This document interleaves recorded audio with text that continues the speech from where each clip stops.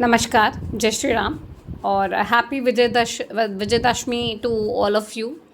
आज आरएसएस राष्ट्रीय स्वयंसेवक संघ के 100 वर्ष पूर्ण होने पर सभी भाजपाई, सभी आरएसएस के विचारक, कार्यकर्ता बहुत धूमधाम से इस महानतम पर्व को मना रहे हैं, क्योंकि हमने 100 वर्ष आरएसएस के होते हुए देखे कि प्रधानमंत्री जी के शब्दों में 0 से 100 तक आरएसएस पहुंचा है। इसकी बहुत बहुत खुशी है मुझे। और साथ ही मैं आज बात करना चाहती हूँ, जो कल नवमी का त्यौहार हमने मनाया, महानवमी का। ये साल में 2 बार हम मनाते हैं। जब नवरात्रों का समापन होता है तो लोग अपने घरों में कन्याओं को भोजन पर बुलाते हैं, उनको गिफ्ट देते हैं, उनको उनसे आशीर्वाद लेते हैं कन्याओं से, क्योंकि कन्याओं को हमारे यहाँ देवी का रूप माना जाता है, ये सभी जानते हैं। तो मैं आजकल वैसे तो हमारे बहुत सारे तीज त्यौहार, हमारे बहुत सारे रिचुअल्स आधुनिकता की दौड़ में ख़त्म होते चले जा रहे हैं, बट भगवान की कृपा से कन्या पूजन बहुत धूमधाम से अभी भी मनाया जाता है बड़े शहरों में, विशेष रूप से जहाँ हाई राइज होता है, जहाँ व्हाट्सएप ग्रुप्स बने हुए हैं।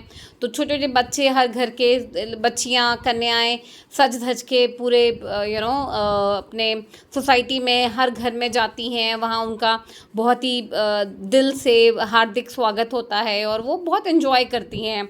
वो गिफ्ट्स लेना, खाना खाना, उनकी पैम्परिंग जो होती है, सभी कन्याओं को बड़ी खुशी मिलती है उससे। और मुझे भी बड़ी खुशी मिलती है देखकर कि हमारा तीज त्यौहार, ये इतना इम्पोर्टेंट त्यौहार है, ये जिसका सिंबॉलिक इतना बड़ा है, इतना महत्व बड़ा है, वो इस तरह से फलीभूत हो रहा है, इस तरह से दिनों दिन बढ़ता चला जा रहा है। तो मुझे अचानक ख्याल आया कि कल 1 अक्टूबर को हमने नवरात्रि के समापन पे कन्या भोज करवाया सब लोगों ने। और अभी 31 अक्टूबर, जो अक्टूबर का आखिरी दिन होता है, उस दिन एक फेस्टिवल वेस्टर्न वर्ल्ड का हमारे कल्चर में आ गया है, इंडिया में आ गया है, विशेष रूप से मेट्रो सिटीज़ में आ गया है, जिसे हम हैलोवीन कहते हैं।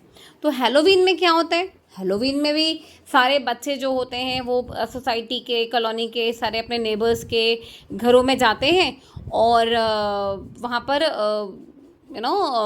कुछ उनको चॉकलेट्स और टॉफ़ीज़ मिला करती हैं। तो अब मैं सोच रही थी कि ये हैलोवीन और कन्या पूजन दोनों में ही बच्चे अपने जानने वाले और ना जानने वालों के भी घरों में जाते हैं और वहाँ पे उनको ट्रीट किया जाता है। लेकिन दोनों का जो मैसेजिंग है वो कितना डिफरेंट है। हम कन्या पूजन में कहते हैं कि जो कन्याएं हैं वो देवी का रूप हैं। साथ में एक लांगुर को भी बुलाते हैं कि भाई कन्या और लांगुर दोनों का भोजन होता है। तो उन कन्या रूपी देवियों को अपने घर में आमंत्रित करते हैं सनातनी लोग, उनके पैर पखारते हैं, उनको टीका चंदन लगाते हैं, उनको हाथ में कलावा बांधते हैं और फिर उनको भोजन देते हैं। और भोजन देने के बाद उनको कुछ भी अपने श्रद्धा स्वरूप कुछ भी उनको दक्षिणा देते हैं या फिर उनको कुछ गिफ्ट देते हैं। आजकल बहुत तरह तरह के गिफ्ट्स प्रचलन में हैं, सब तरह के गिफ्ट दिए जाते हैं। लेकिन हैलोवीन में क्या होता है? वहाँ पे वैम्पायर्स बन के जाते हैं बच्चे।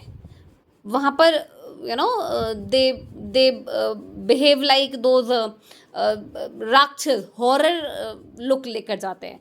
मतलब कहाँ कन्या पूजन नवमी में आप देवी स्वरूप में उनको पूजते हैं और कहाँ हैलोवीन में उनको भूत बन के लेकर जाया जाता है।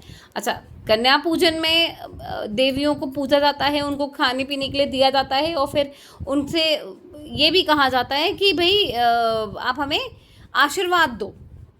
तो हमारा सनातन क्या सिखा रहा है कि हम इस बात का धन्यवाद देते हैं कि भाई तुम हमारे यहाँ आए, तुमने भोजन ग्रहण किया, तुमने हमसे गिफ्ट स्वीकार किए, इसके लिए तुम्हारा आभार, हमें आशीर्वाद दो।